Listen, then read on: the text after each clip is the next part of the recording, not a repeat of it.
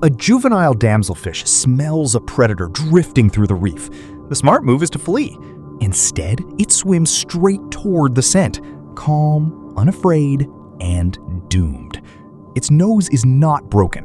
The ocean rewired it. And that fish is just the most visible casualty in a war against smell happening across ecosystems that most of us will never think to miss. Polluted air does not just look dirty, it rewrites chemistry. Ground-level ozone and nitrate radicals tear apart the delicate scent molecules a flower releases to call in pollinators. Researchers tested this inside wind tunnels built to mimic the real atmosphere, and the results were brutal. Honeybees flying through ozone-polluted air correctly recognized a flower's scent just 10% of the time at 12 meters downwind. Nighttime brings even worse conditions. Nitrate radicals shred the perfume of pale evening primroses so badly that hawk moth visits collapse by 70%. The flowers are still blooming, but their scent, the exact signal calling pollinators home, is vanishing midair. Smell is not only dying in the air, it is dying in the soil. Madagascar's vanilla farms have been torn apart by cyclones. Heat waves in Grasse, France have gutted jasmine and rose harvests, and hurricanes now threaten the cocoa and spice estates of Grenada. The oldest aromatic plants are faring worst of all. Frankincense is collapsing under overharvesting and climate-driven forest fires. Wild Mysore sandalwood, native to India, has been pushed to the edge of commercial extinction. Smells humans have traded and worshipped for thousands of years are running out of time.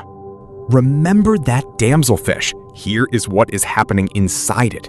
Oceans absorb roughly 1/3 of all the carbon dioxide humans emit, and that is making seawater more acidic.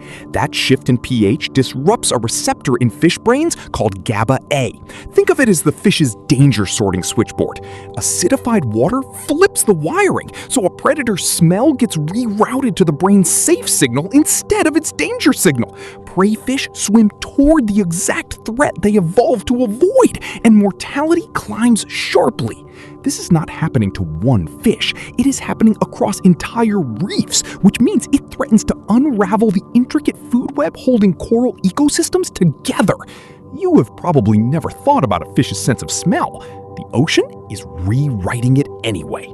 Smell is the oldest sense humans have, wired directly into the amygdala and hippocampus, the brain's centers for emotion and memory.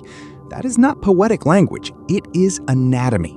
Clinical studies link losing your sense of smell to a measurable drop in well-being, less enjoyment of food, and clinical depression. Zoom out, and entire cultures lose something too. In the Amazon, indigenous communities have noticed the river itself smells different, changed by industrial pollution, severing a spiritual connection held for generations. As frankincense disappears, so does a smell tied to spiritual traditions stretching back millennia. When a smell goes extinct, what exactly disappears with it? Is it a flower, a ritual, or a memory nobody can describe anymore? A handful of scientists refuse to let this happen quietly. The Odeuropa project uses artificial intelligence to scan millions of historical texts and images for smell references. Then it physically rebuilds scents like a 17th century library, and, more unsettling, the aroma of Christian hell as described in centuries-old sermons. Then there is the Osmotheque project, which archives the exact smell of museum artifacts. It has recreated the walnut and varnish scent sealed inside the frame of one of Leonardo da Vinci's most famous portraits, Lady with an Ermine. In France, the Osmotheque preserves thousands of historic perfume formulas no longer sold anywhere. And at Ginkgo Bioworks, synthetic biologists pull DNA from extinct flowers stored in old herbarium samples. They identify the genes that built their fragrance, then insert those genes into yeast to manufacture the exact aroma molecules again. It already worked. A vanished Hawaiian flower and a rare plant called the Falls of the Ohio scurf pea both have their smell back in the world, built from genetic code instead of petals. So somewhere in a lab right now, the smell of a flower that died out with its species is filling the air again. Not grown, but engineered from genetic memory.